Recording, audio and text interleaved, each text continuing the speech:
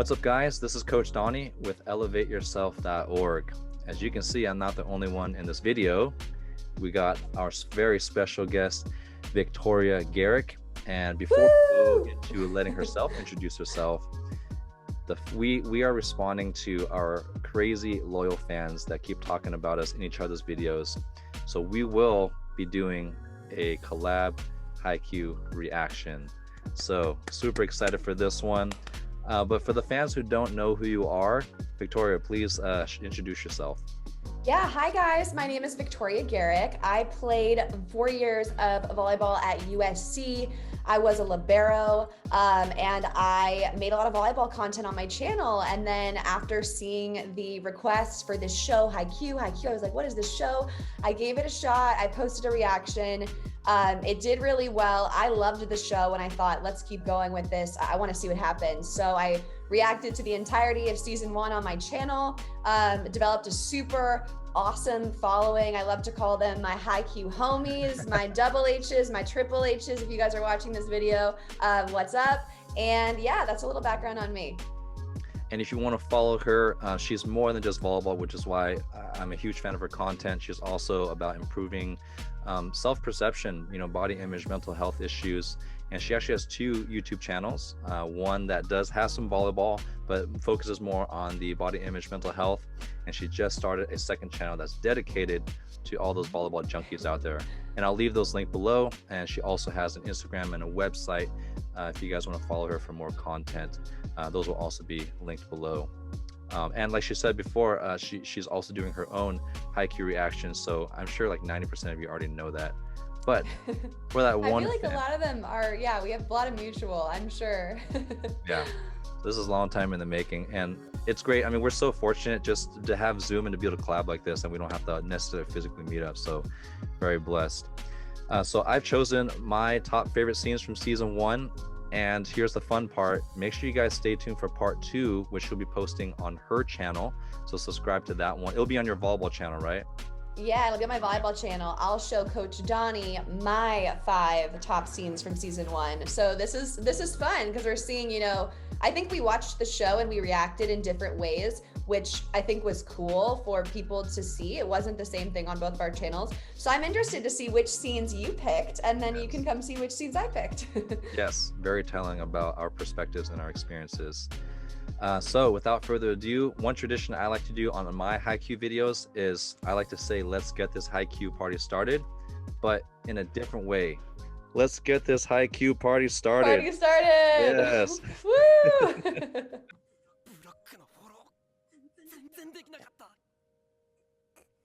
This was an emotional scene. Locker room talk. I love their bond. Yeah. And just before this, Nishinoya just broke the broomstick. Yeah, look at those eyes. Those are like piercing. Yeah, it's interesting because Nishinoya has so much confidence in Asahi, but at this point, Asahi has no confidence in himself. Yeah.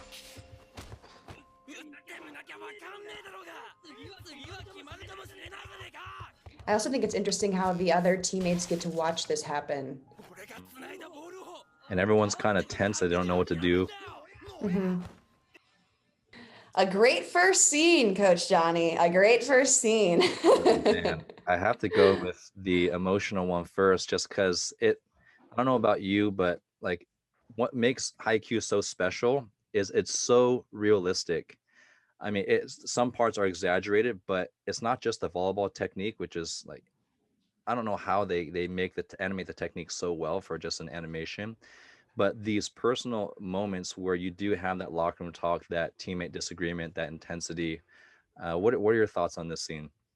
Yeah, I love this scene. I think this was the first time I really felt emotional. I mean, I felt emotional about the show, but this moment, it hits really deep. And I think the way that they do it, you're even thinking, am I supposed to be watching this right now, right? It seems like this really intimate, private conversation between Nishinoya and Asahi. And I think it was a huge game changer as well, because that moment shifted a lot for the culture. Mm-hmm.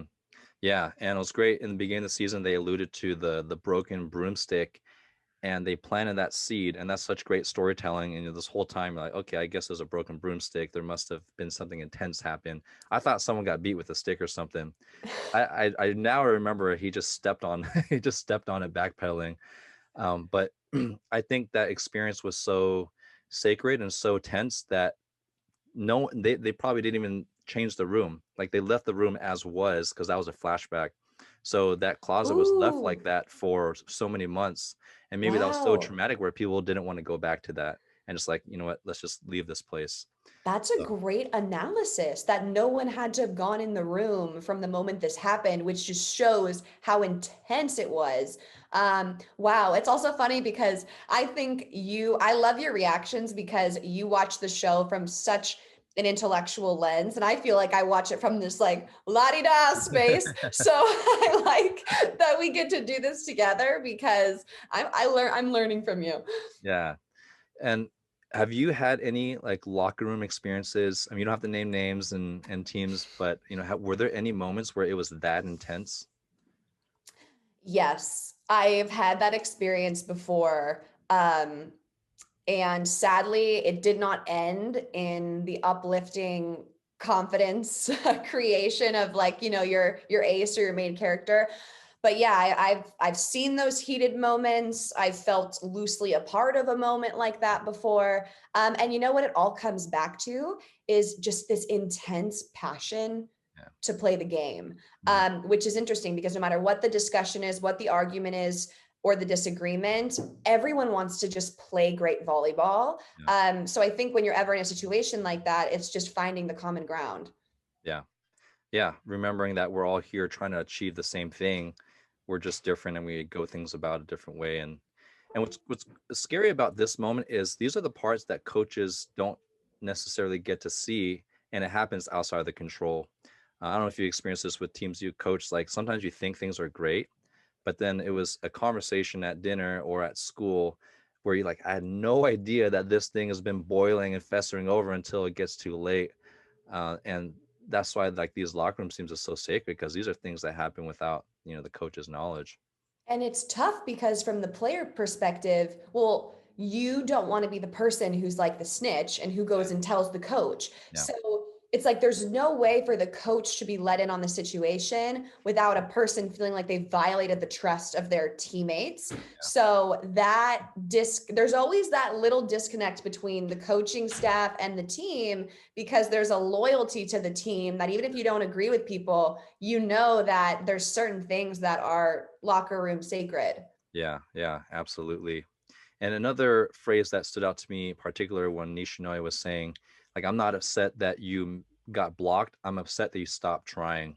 Mm, And I think that's such a critical part for the volleyball people out there that I get a lot of questions from about confidence and how to play, you know, with more confidence. I'm sure you do through your DMs as well. And, you know, a lot of it just starts with effort. And hopefully people have a coach or a culture where they're rewarded more for the intent of what they're trying to do. Yes, we want to win. Yes, we want to try to be the best we can be. But it's when we start to give up on ourselves that is the true loss, not necessarily the loss in the point. right, So I really exactly. appreciate that. Because someone can beat you score wise, but you can also beat yourself. Yeah, And you know those games where you lose, but inside you feel like you won because you learned something or you overcame something or you got better in some way. And I think that's kind of, like as you said, what Nishinoya was alluding to is it's one thing to not play well or make a mistake, but it's another thing to just completely give up on yourself. It's deep. The show goes very deep. yeah. And on a side note, like one scene, I think something you said that kind of inspired an old thought. I remember going up to one of my old teammates at San Jose State, and this guy was 6'8". He played for the basketball team, Division I NCAA player, but he would just tip. And this guy's a monster. He's a great vertical. And I remember going up to him and looking up. It's like, come on, man. Like, you're 6'8". You should not be giving up. Here I am. I'm a 5'10" outside hitter, and I don't give up. Like, more reason for you not to give up. But that's naive for me to assume that he has a similar mentality or the same life experiences. So it's easy to write off Asahi as like, dude, you're big, burly, and you got a man bun. You know, you should be dominating. But everyone Right. comes from different places. That's another thing about every character is I really feel like there's someone for everyone. And I haven't even gotten to know Yamaguchi. Like I don't really know his character yet. I only watched season one. I'm just starting to see, but even through Shoyo and Kageyama and Asai and even like Suga, there's so Yeah. many different situations where I think no matter what position you're in on your team, you can relate. And not even necessarily like, oh, I identify with one player, but this part of that player I feel seen. And this part of this player I feel seen. I think they Yeah. did a great job incorporating so many aspects of the game. Yeah, that's a great way to put it. We see a little bit of ourselves in each player. That's great.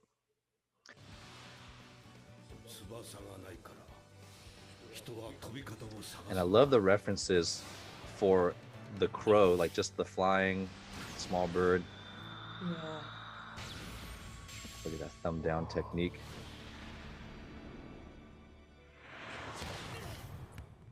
This was such a great scene. Yeah,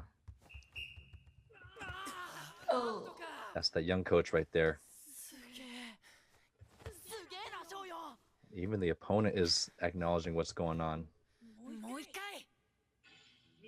My favorite part about that scene is how it ends with Shoyo saying one more, like, I Yeah. want to go again. And I love how fearless he is. Mm. He's not afraid to make mistakes. I actually got worried in, gosh, it was like the episode about anxiety. And I was like, oh my gosh, we're losing Shoyo. His confidence. Where did that go? I was like, dude, remember when all you wanted to do was be on this team and play volleyball? Yeah. And so, I mean, that was just a small glimpse. And then he hit Kageyama in the back and realized nothing could ever be worse than this. So I'll just have confidence now. But I love how he ends with one more. He's not down from making a mistake. And the phrase that comes to mind, I actually remember when I was a middle hitter, 15's year, and I went up on game point, third set. I got set the ball, I swung, and I actually hit it just long. So I really relate to this. And I was crying. I was so upset. I lost it for my team at JO's. Like we were done, and I touched the ball last.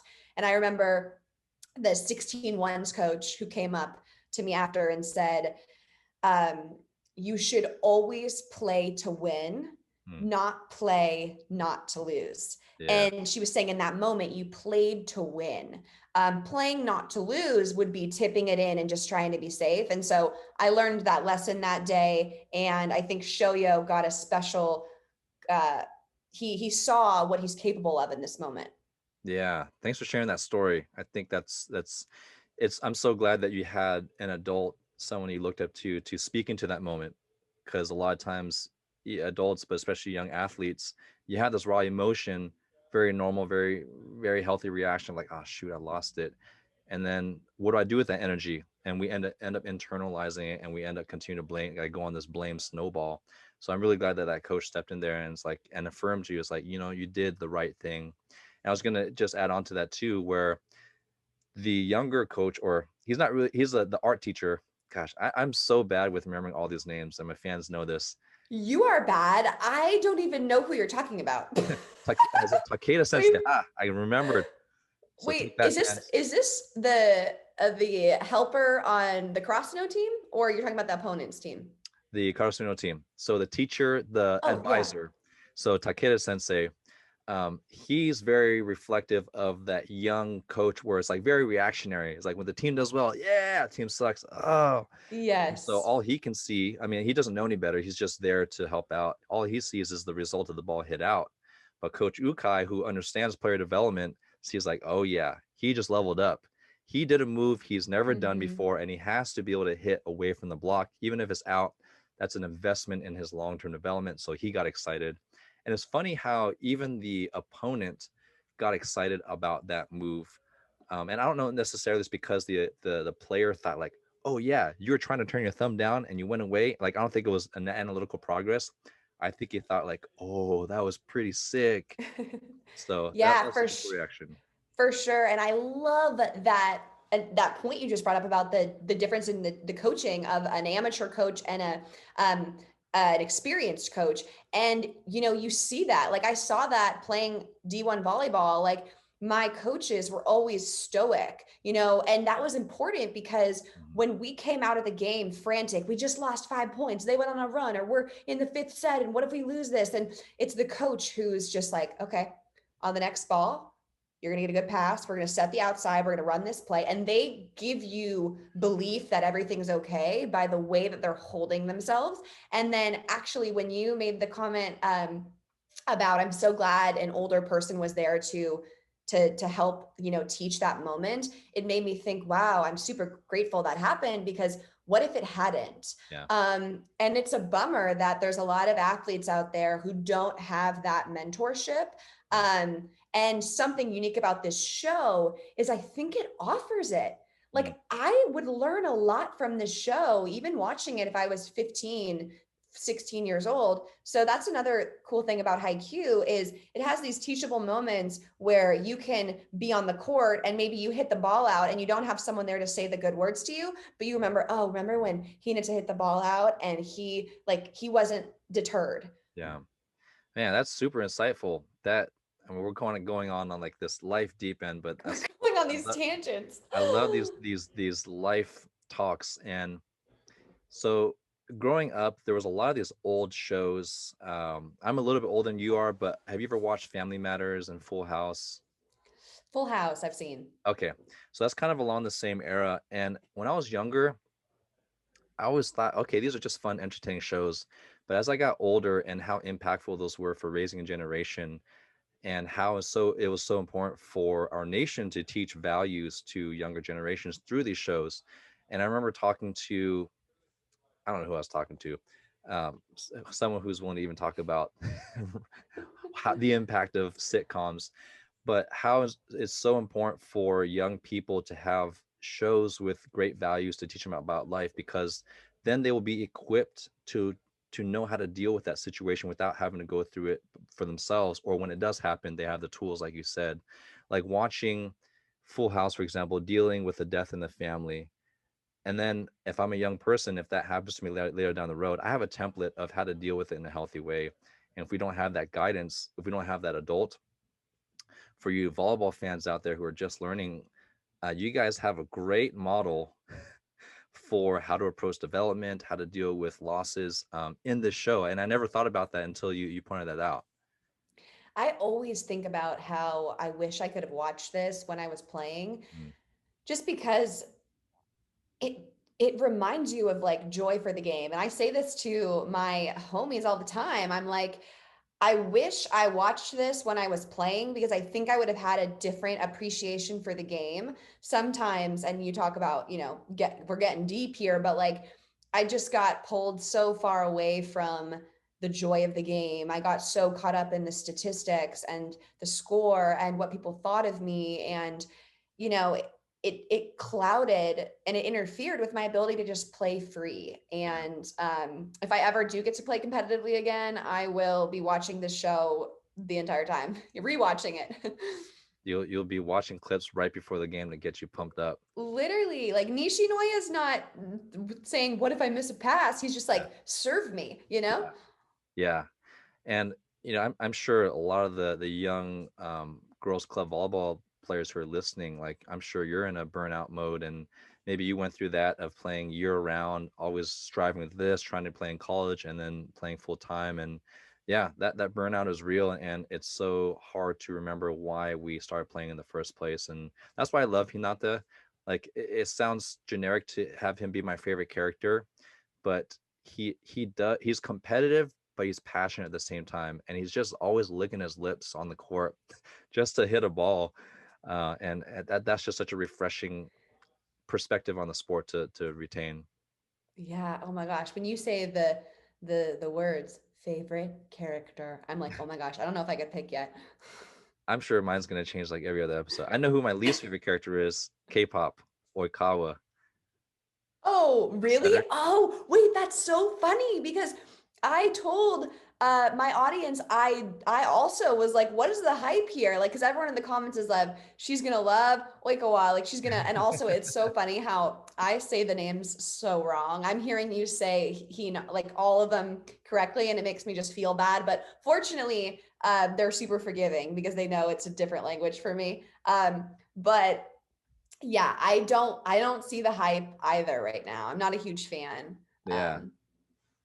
Just for the record, actually, I don't even know if the only one I know I'm saying correctly is Hinata, because some fan like commented in 4 videos in a row. It's like, look up how to sound this out on Google Translate. You need to pronounce correctly. And it's The other, like Pinata, Hinata. yeah, hey, that's a good one, man.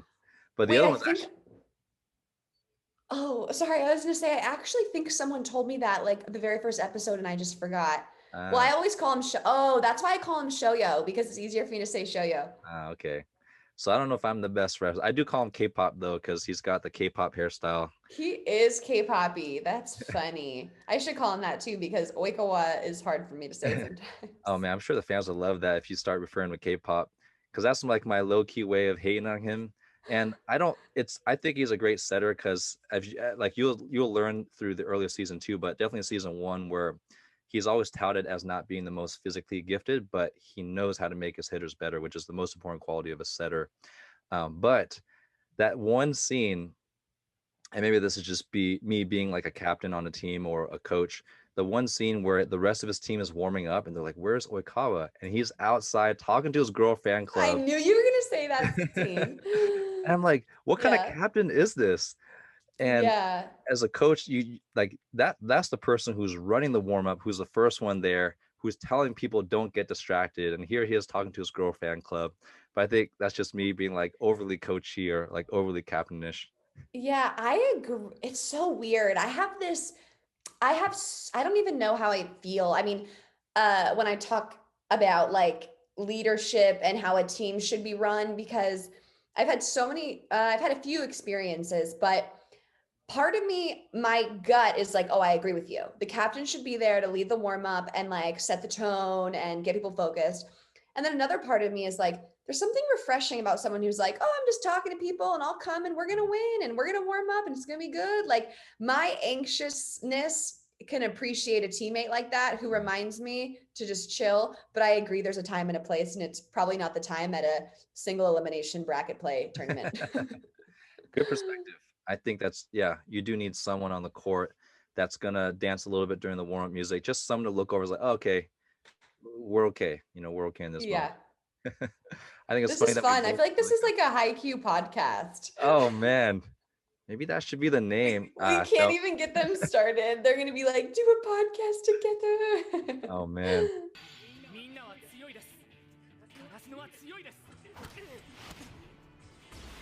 This was Great such an digging inspirational technique. scene. And another great analogy to the crow. Dude, and this overlay of the wings with his backswing, Oh, yeah. like a biker gang. This is an iconic shot. If you look up like Shoyo, I feel like this picture comes up. Yeah.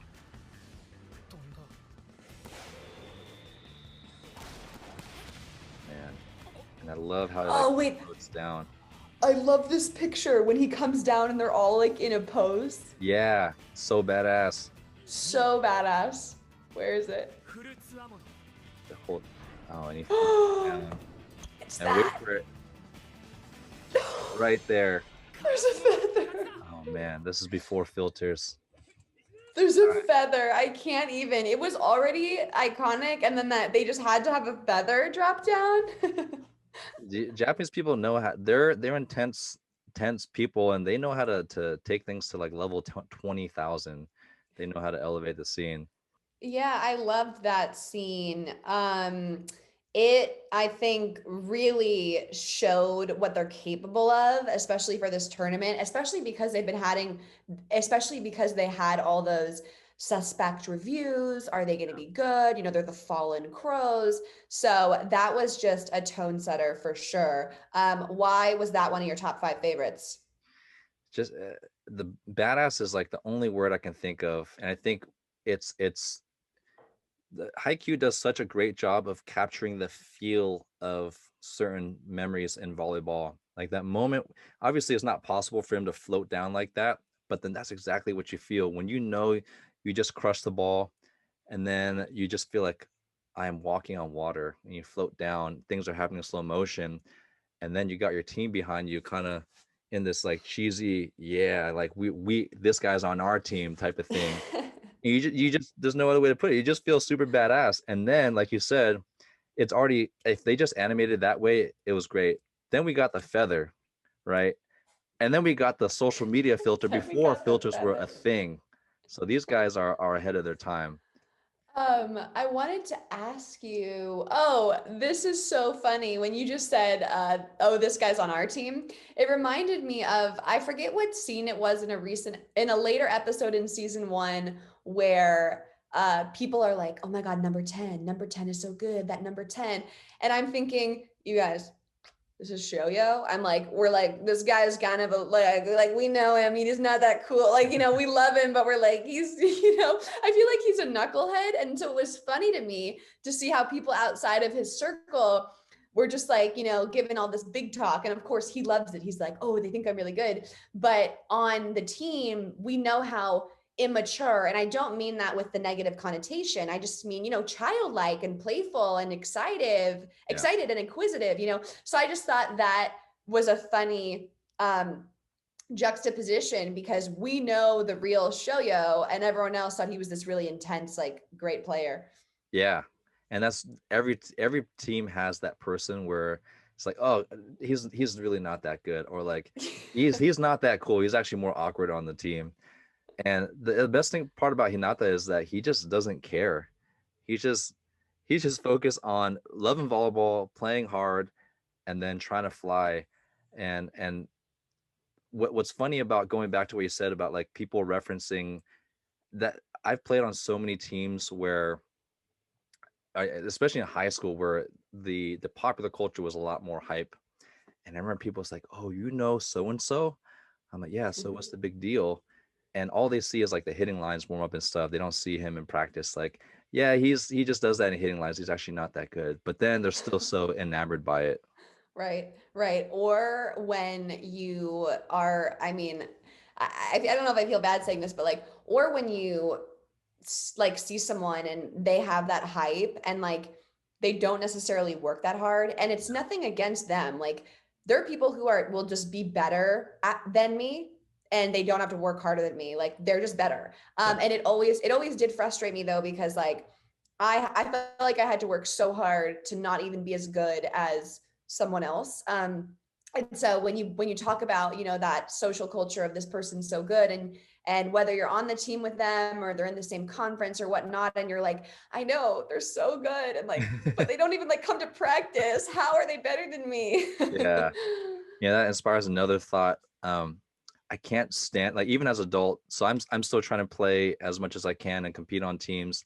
And I'm still blown away that even adults, when they watch hitting lines at tournaments or other places, there's that you can see it in their eyes. There's like that wow, like we're playing this team. And I want to shake them like, dude, if they can do that in a game, let's see them do that in a game. And as long as you win, that's all that matters. Like let's see what they can really do in a game. And I don't know if that was something that was taught to me or just something that I just naturally developed, but that just always bothered me when teams, I think to be impressed is great. Like some people to bounce it inside the 3 foot line and make it hit the ceiling, I'm like, heck yeah, let's see that again. But then to be googly eyed and like, oh no, we're gonna lose. I can't Yeah. stand that.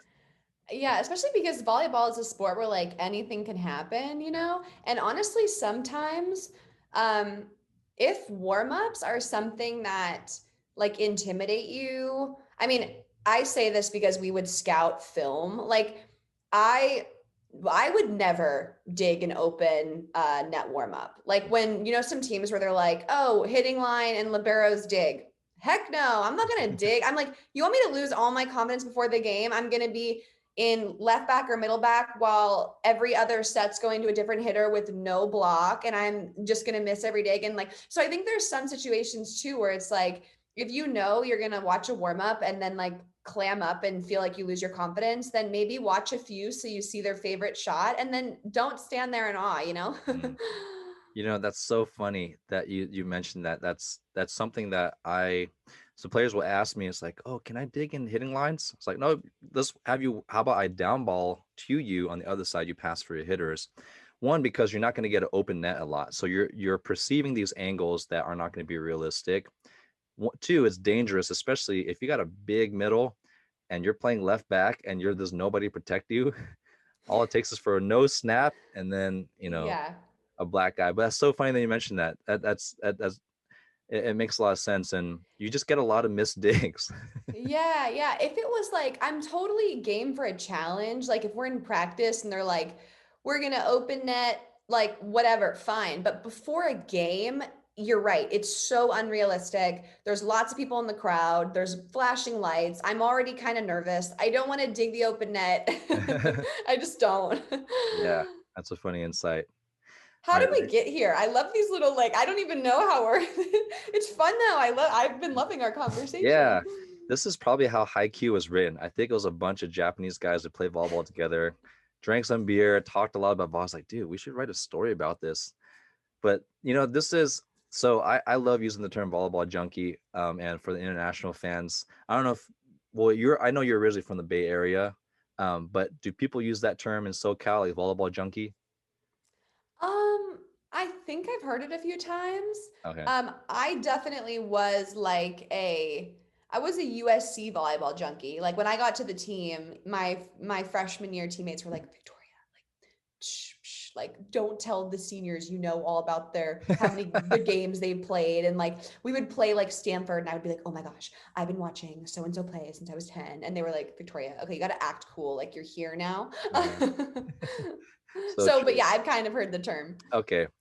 So like this is just what happens when junkies get together. There's just endless things about volleyball. And I used to play tons of basketball. I used to be really into martial arts. And there was never this junkie obsession about that craft. There was always an end to the conversation where talk basketball, talk NBA, who won March Madness, and then you just kind of go about your business. But volleyball was the only sport or activity where we could play open gym for 4 hours. We can go to dinner and talk about volleyball. And when you're outside, you go and stay in the parking lot at like 2 to talk about more volleyball. And then someone says, hey, you guys free tomorrow? And then it's like, I got a grass net. You guys want to play some outdoor? And then just It's like a so steamroll. true. And I It's don't know so any other true. culture like, I've been deep into basketball, I've been deep into martial arts, and there's always an end. And like my wife, whenever we run into volleyball people, just like after we're eating out or whatever, I run into somebody. It's like, oh, who's that? It's like, oh, just a volleyball buddy. She's like, okay, I'll be in the car for like 30 minutes max. She knows exactly what's going to happen. That's hilarious. I also think too, there, first of all, that is so true. And I also think too, just like the gossip of the volleyball world of like who's playing where, and even when you're in club and it's like the parents are involved and who's starting and why is she or he playing, and Yeah, I mean you could for hours talk and talk and talk. And I've always thought there needs to be a volleyball reality TV show. Like there was Dance Moms, they did Cheer. Like we need some cameras to follow one team through a season. It would be so entertaining, especially if they got the right team. man. What if you piloted that and then sold it to Netflix? Honestly, we should, yeah. Copyright. I'm claiming it now. The Volleyball Chronicles. One of my favorite. Okay, if you do it, you have to. So I coached club for I don't know 9 years, and I stopped and I just focused on high school. Um, One scene you have to include. This is like one of my favorite moments at club tournaments. Is you got the club mom or dad. They're holding their coffee, and they just like to stand really close to the hitting lines. And then sport court's only about Done. 3 or 4 feet off, right? So they like to stand close for whatever reason. And I purposely don't say it. But when I first started coaching, I was like, Miss, we're gonna be hitting here. Just be careful. You got something hot, and you make you step off. But after a while, I was like, I'm done reminding people. Why do they stand so close? Once a tournament, someone overturns line and bam, just coffee splashes everywhere. That's so funny. And it's so true how the minute you say like coffee holder, mom, dad, I'm like, I know exactly who you're talking about. They're Yes. so, it's so funny because like there's just these key stereotypes in the volleyball community that are stereotypes for a reason. That we should this could be a fun like long-term project, just throw out ideas, but that's it. We can Well, create characters like The Office. yes, oh my God. Nationals needs to happen again so that we can plan some epic collab there. We can act out just like mini scenes, little teasers, and we can highlight our favorite characters. Oh my gosh. That would This be could be on the so back burner. funny. Okay. That's another great idea. It's a very high float serve. Fabulous pass. And of course, Hinata's just running all the time.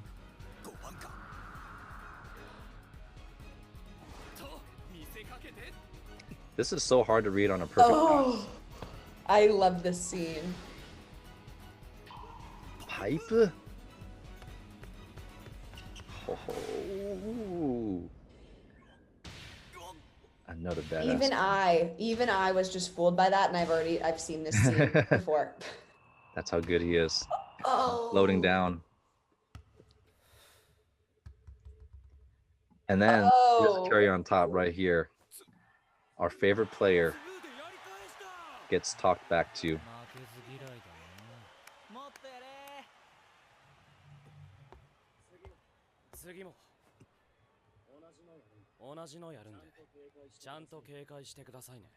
In your face.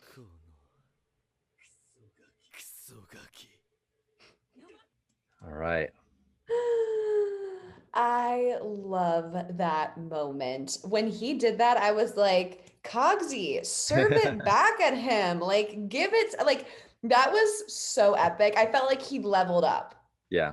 Yeah. And for those who actually, I don't know, you guys probably know exactly what happened before this, but for that one person who doesn't remember what happened, Oikawa dumped it on the first point, or sorry, hit it on two on the first point, and then does a fake hit on two set to the other hitter. So he's kind of playing around, toying with Karasuno, just showing off his setting skills. And I love that Kageyama, who's an underclassman, he's a sophomore, so he's in 10th grade. K-pop is in 12th grade, and he's not afraid. He's like, I got your dump right here, son. And then not only does he do it back in his face, and I love it when setters go at it. Like if you really watch the drama, and this happens high school, maybe more definitely more in college, and absolutely at the international level. Like when you see some of the top setters and they start dumping, the other setter is probably going to try to dump back to get back at them. So like, dude, I could do that too. But yeah, I love how he just goes up to him right after and says, "Yeah, so what? You know, you better watch me too. You're not as good as everyone thinks," type of deal. Yeah, yeah, that was amazing because he didn't even have, he had done enough when the dump fell, and Mhm. then he threw in that line of pay attention, and it was iconic. I loved this scene. Setters like that are amazing. The one that comes to mind to me is August Rasky from Oregon. I played against her in the Pac-12 for a few years, and she was just like lethal front row setter. So cool to watch her play. Did you also get to play against what's her last name? Carlini? I'm trying to think of Lauren Carlini. yeah. Or was Uh, she a setter? I didn't get to play against her. She was in the Big Ten, Okay. but yeah, she was a setter. Super epic player. Yeah, and I love setters that are athletic and aggressive. Like she would be 10 feet off the net and she's not afraid to run the middle or she's not afraid to jam it. And it's no surprise that she's doing well at the international level. And not to say that that's the only way to be an effective setter. You can do no dumps an entire your career and be an amazing setter. But I love watching some of those more athletic. Who's the Stanford? I'm totally Jenna blanking Gray. on names. Yeah. Oh man. First of all, she's a track and field, a javelin thrower. So she does two She is sports. unreal. It's nuts. Wow. And She's then a she did dual national champion. yes, yeah. If my memory is serving me correct, I think she won at that level as well. So she does both sports. And so she's a total gamer. And then the way you see her play is she's just splices people up. She's just looking over and then doing whatever she wants. And I just love watching. She's on my other favorite setter to watch too. Yeah, and I know her best by her nasty float serve. Oh yeah. That thing was tough to pass. So anytime we played Stanford and she went back to the line, it was a tough serve for sure. Speaking of which, we can get some maybe get some libero insights here, some Nishinoya details. When you do face one of the best servers in the nation like Jenna, how do you mentally prepare for that?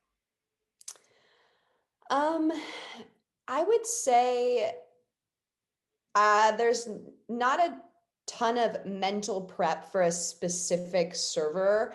There is like that technical prep where, fortunately, at USC, we would have scouting reports where I could watch just Jenna Gray serve on repeat. Mm-hmm. And so if I really wanted to like get a grasp of her tendency, sometimes the hardest thing for me wasn't even like where the ball was going, but a lot of the Stanford players like Megan McClure have these really uh for lack of a better term, weird, but just untraditional approaches to their jump float.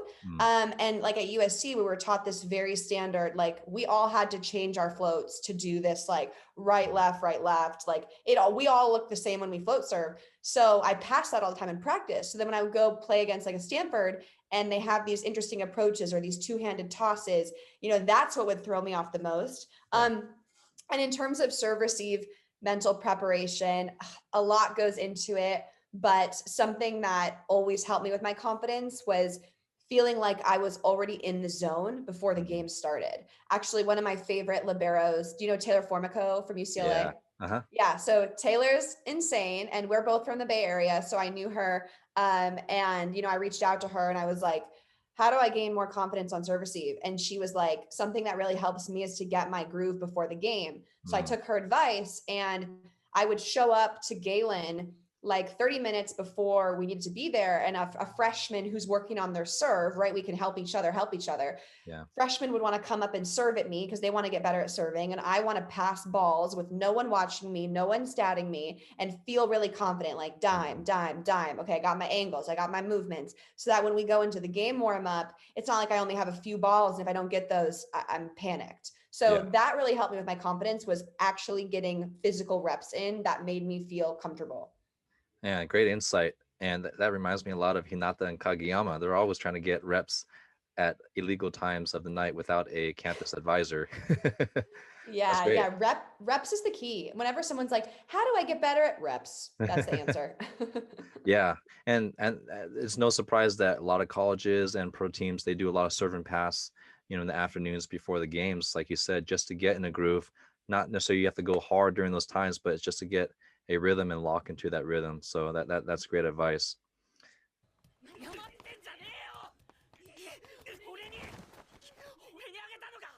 They animate those eyes so well, like very intensely. Yeah.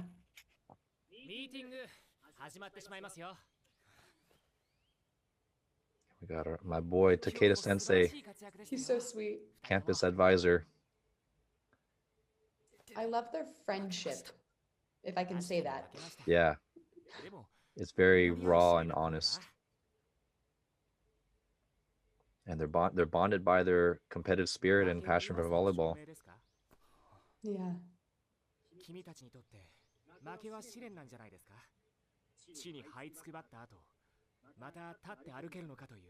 He always has such wisdom that comes out of nowhere. That's why he's so critical. It's nice to have someone who's not volleyball background to speak into these moments. Mm-hmm. It's so true that body language can show weakness. Yeah.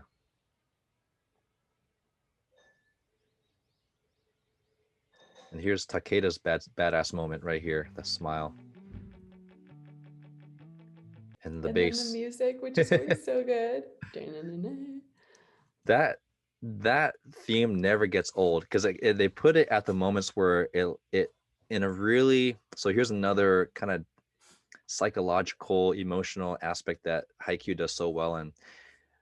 The moments where they want to give you pause, or they'll kind of guide you in this really dark space and they'll pull you out just a little bit to bring you back to reality. They have that baseline come in in with a happy face from Takeda Sensei. I love it.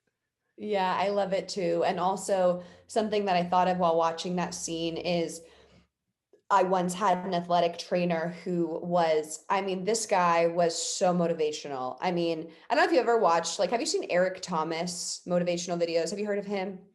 No. Have you seen the video that's like, you got to want it better than you want to breathe? Like a guy walked into the water and he put Yeah. his head underwater. Okay, that voice is Eric Thomas. Okay. And anyways, I had an athletic trainer who I swear was like this guy's twin. So just so you know the energy I'm talking.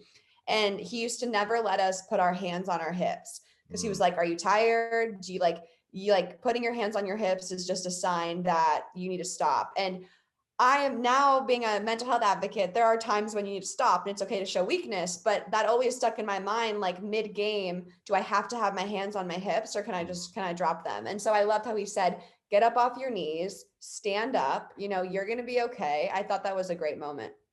yeah, and such a key takeaway too. Once again, another great mentoring moment that Haikyuu provides for people going through difficult moments. Sometimes you have to act from the outside in. Like when we're always acting based on how we feel, we're gonna have a roller coaster ride throughout the whole life. And here we see Hinata and Kageyama feeling down in the dumps, and they don't feel like standing up. But when you can force yourself to be in a healthier physical posture, like just like Victoria said, when you force yourself to change your body to reflect a better mood, a better mindset, your emotions will eventually follow. And I think that's such a powerful tool to have as part of the human experience, is that we have some effect on how we feel, and that's very empowering because it's very frustrating to feel like you're at the mercy of your emotions and your experiences. Yeah, for sure.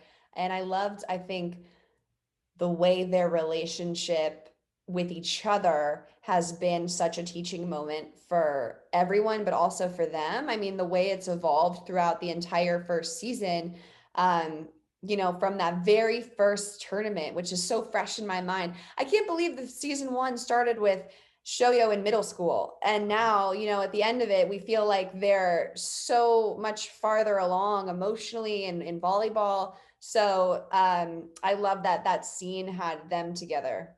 Yeah. And their relationship reminds me of when I was in high school. I had one of my best friends was my neighbor across the street, and he was super talented.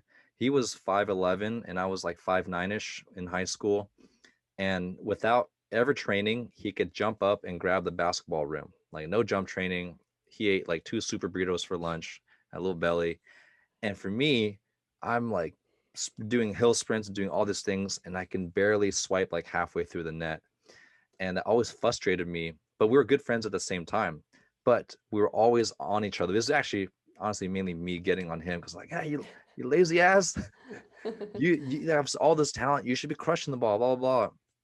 But we got into some intense fights. And looking back, it never felt destructive. Now I don't advise this to if you need to express yourself, you just go and grab someone, shake them, and punch them, whatever. But that it was a very freeing friendship because for some reason I didn't take what he said personally, and he never took what I said personally. And we said some hurtful things, but it was just how we communicated. I'm very lucky that I had someone like that, but we were always at each other's throats. I don't know if you ever had a teammate that you just butted heads, but you guys pushed each other in that way too? And as you were describing that relationship with your buddy, I was just thinking how I'm genuinely sitting here just trying to absorb because I haven't really had a relationship like that. Because I don't know, I'm just not. I also think girls are different. I Mm, don't want to say girls are not as tough, but naturally, if we look at the way that guys and guys interact with each other and girls interact with each other, it's different. And yeah, so I think that, that's maybe why we weren't as physical and I might not have had that experience. I've certainly had, you know, teammates where we were at odds, but actually the teammate that I've oh, not ever, but I was at odds with this girl growing up with. She was an outside, I was an outside at the time, and yeah, we didn't get along. And then now we're like the best of friends. So we fixed our relationship We were on the same team and we had a terrible season, and her and I were the only two that like saw eye to eye on what needed to change, and that bonded us. And she ended up becoming my favorite teammate I've ever played with. We played 16s, 17s, 18s together. We're still close to this day. So that comes to mind. Yeah. Yeah, that's very much like the Hinata and Kageyama, where you guys are bonded by your same goal. I'm sure maybe you two were like the most competitive people on the team. We're like, we want to make something better out of this, and everyone else is slacking. Yeah, well, it's actually funny. The main issue that year was we just lacked the strength we needed in the setter position. Mm, And look, I don't want to be one to point fingers. Of course, if a team is doing bad, you should always like, I once heard someone say, unless you are perfect, don't talk about what other people are doing wrong. mm, And I love that because, if you're on a team and the team's not doing well, like pointing fingers helps nothing. You should always hold yourself accountable. And like, unless I'm passing perfect and I'm digging everything, then I don't have a right to speak on other people. But in this particular season, we really lacked a setter. mm. And she was an outside and I was a libero. And so our bond was like, I was like, okay, I was like, I'll dig everything and we're gonna win. And she was like, okay, and I'll get every kill. And I was like, great. And then we looked at each other and we were like, wait, but what about the thing that connects us? And we just died laughing. It was the funniest. Oh man, did you ever try to set her on two? No, I mean, I couldn't do that. But yeah, I mean, if we played beach, I would have done that. Yeah, yeah, that's funny. Yeah, and there you guys have it. It just goes like just watching this together, even though we've already seen this, it elicited so many personal volleyball stories. And that's just testament to how real Haikyuu is. And I'm just mind blown. I can never get over how good the technique is. I mean, when I think about Hinata's technique in middle school, it's got that high elbow Yes. ups. Like it took me like 10 years to develop that, and everyone hits like It, that in Haikyuu. it's funny you say that because actually today I just filmed a video where I recreated the top Nishinoya receives from season one. Like I filmed it today, so my body is bruised. Um, and as I was watching these videos, like the Rolling Thunder, especially, I'm like, how are they creating this like animation? Like it looks so realistic. It was wild. And so that's vivid in my mind today is the technique. I mean, he was doing knee drives with his Mhm. knee and his hands out, and the placement is perfect. And the barrel roll, I mean, it's phenomenal. Yeah, that's awesome. Can't wait for that series. I'm actually currently working on a series of recreating Hinata's best spikes. Perfect. I could never do that. So it's great that you'll cover that ground. The only one I'm afraid of doing is hitting with my eyes closed. That's the only one that I know I'm not sure if I can do. Yeah, that is scary. Oh Yeah. God. Yeah, he does. He does. Yeah, he does do that. How could you do it? Um, yeah, that's tough. Well, speaking of that, I had to recreate Nishinoya's foot save, which I've realized is not possible. I mean, it was funny. Like there was a moment where I did the exact thing. I did this ninja move. I Yeah. kicked my foot out, the ball hit my foot and rolled. And I was like, okay, you guys, I was like, I love Noya, but I don't know if this is something that could happen in real life. I don't deny that foot saves happen, but the particular way, what do you think? I mean, the particular way his is filmed, if you're coming at the ball from the left, there's no way you can just get it. I mean, to go back that way, right? Yeah, I think Do you it remember does. that vividly, that scene? So the ball, I know he kick saved with his left foot and then was off of Yes. a hitter coverage, right? So Yes. yeah, unless the ball was being blocked from like the outside in and then was able to angle it, but even then your foot would have to bend that way to redirect it, right? Yeah, because the foot's coming from the left no matter what. Uh-huh. Like the only scenario would be that the ball just goes straight up. Like you get under the ball, so it just goes straight up. But anyways, I couldn't do it. Hey, maybe I'm just not that good. Who knows? I mean, you can get a 3-point pass off of a kick save. Off of my left foot, no. It's actually a terrible compilation. So if you guys are interested, go check that out. The only way I can think of is if you turn the tongue of your shoe to like go this way, to kind of create a little angle that way. That's the only way I can think of doing it. Yeah. Man, I can't It wait to was, see that. I couldn't do it. But fortunately, some of the other ones I thought were pretty decent. Oh, that's good. So that's going to be on your volleyball channel, right? Yeah, that'll be on my volleyball channel. And I can't wait to see yours. I want to see you recreate and show you. Yeah, I'm gonna recreate. I'm deciding whether I should dye my hair, like spray my hair orange just for that video. But I don't know if I can get that out Yes. in time for my, Um, because I teach during the day. So I don't know how good of a look that would be for for my students. The They always wear answer white. is yes, you got to Yes. do it. Okay. Yeah, and honestly, you can just get the spray that people use for Halloween. It washes out in the shower. You spray Okay. it from a can. I did Okay. it for a Halloween costume one year. I did Max's hair green. We were the Joker and Harley Quinn, so we got lots Ah, of colors, okay. and it washes out. Yeah, Okay. Washed out after a day. I Okay. can't wait to see that. There we go. There we You're have it. welcome, everybody. I convinced Coach Johnny to go with the orange hair. Awesome. Cool. Well, this was super fun. I can't believe we've been talking volleyball for like over an hour. But there's part two. So Yeah. if you had fun I- with us, you guys got to subscribe to her volleyball channel, which will be linked below, and stay tuned for part two. And I'm sure many more volleyball collabs in the future, and the office version of volleyball, which might be released in like 5 or 10 years. Yeah, that will be great. That'll be exciting. But yeah, I'm super excited to show you my top 5 scenes and just to hear your feedback. Sounds good. Well, thanks again, Victoria, for being on this video and doing this collab together. It was super fun, and looking forward to the next one. Thanks for having me.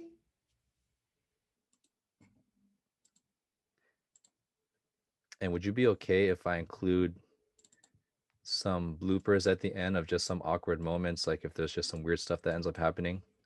Of course, of course. Yes. Like right now, just a short clip of us trying to find our our clips. I think that's why I really appreciate kind of your approach. You start off with volleyball centric, but then it's more than just volleyball, right? Volleyball is just a tool to teach people about life and share your experiences to make people better. And then you also have that goofy side that I think, in the era of social media, and I just made a blog about this on my Patreon. We are hyper focused on being too cool for school. That was already a thing when we were younger, but now it's like, well, I'm being viewed at so many angles. I can't fully celebrate with my team because I don't want to be that vulnerable to be that person that's gonna like trip on myself and look silly. But I love Right. that you emphasize that you highlight those moments where it is a little Mhm. awkward and it's very honest and vulnerable, and that's like the highlight of that. So I appreciate that. Thanks. Oh, I appreciate it. Okay, perfect. I got it. Wait, sorry, my last question. Sure. But if I talk over it as it's happening, aren't we gonna miss the scene, or are you assuming that they're gonna know the scene so we can kind of talk over it if we have to? I'm assuming they're gonna know the scene. Yeah. Yeah. Actually, I They don't they know the scenes they've well. seen it like 20 times. They have. I love how we just refer to them as like they. We know them so well. We know you guys so well. They in my comments, they're already referencing other people's like, oh my gosh, Victoria just mentioned this one, or like Sarah Pavin just talked I about this last know. week. They'll be like, Coach Donny posted the same day as you. It's my best day ever. The volleyball rules are aligning. Oh yeah, wait. Sorry, what are we titling this series? Gosh, that's a good question. Um, Us right before we start the series. maybe we can think about that after we're done recording. Like we can shoot some ideas through text or email when something comes up. Because that's a great question. I totally forgot to think about that. Man, you're Perfect. on it. Like all these things I should be thinking of because that's what I think of for all my videos. But like, No, I need to be less. I need to care less. I need to just create the content. So this is like, it seems like a strength to others, but it's a weakness to myself because I never do anything because I'm like, it needs to be perfect. And what's the uh, name? What's the angle? perfection is the enemy of progress. You know Yeah. what's funny is, Oh, wow. That quote hits me. yeah, that's definitely not for me. That's someone I repeated from someone much smarter. Dude, speaking of this, my wife always, she is the one that's like, everything's got to be lined up. And for me, I'm like, we'll just do it and like we'll figure it out later as we go. So I think we complement each other well because she's like very by the book, and I'm like writing my own book as we're doing this. Totally get it. I love that. So without further ado, one tradition I like to do on my Haikyuu videos is I like to say, let's get this Haikyuu party started, but in a different way. So I've come up with like 25 different ways so far. And it's just for me to just be a little different. So if you're okay with it, one of my favorite things to do as a kid is to create my wrestling glasses. So Okay. you feel okay doing that one? Yeah, I think I can do it. Can All I? Oh right. yeah, I So can. together, let's get this Haikyuu party started. Party started. Yes. Woo! Thanks for doing that. Of course. All right, let's sync this up here.